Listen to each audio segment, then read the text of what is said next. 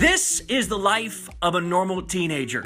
Dinner with family, sports with friends, Friday nights with her dad, at a football game. Normally, no one wants to be normal. Everyone wants to be different. She is different because she only wanted normal. But a 16-year-old who beat an abnormal condition can never be normal because what emerged is a soul with abnormal strength. A sophomore at Mercy McCauley High School, Emily Acito is a varsity volleyball player, a natural athlete, and a good leaper. She plays every rotation for her club team. The kind of talent that could see her to a college career, it's hard to see the scars.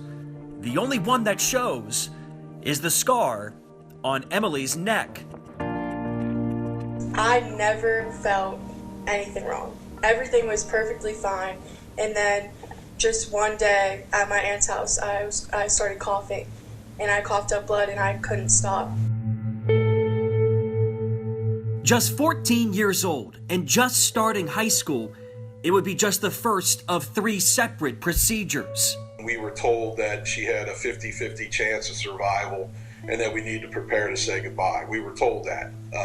Very scared. Very scared. Diagnosed with an abnormal right lung that didn't respond to the first 2 procedures, her doctor decided the only solution would be to surgically remove her lung. The only thing I remember from actually being in the hospital was I heard my grandpa's voice. But I saw a tunnel, and it was a big thing of light, and at the end was my grandpa.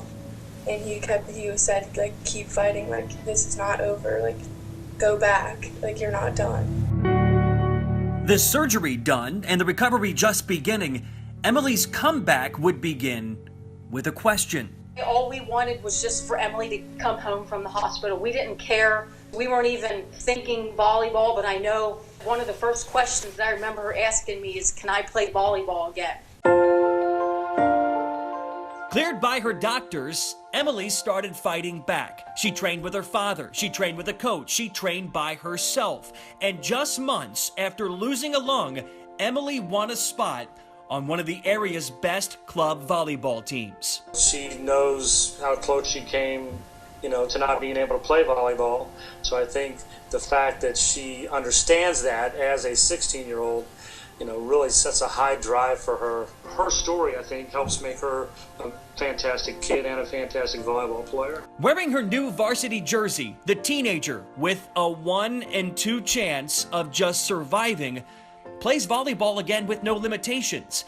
Emily isn't just back on the court, she's back living a normal life.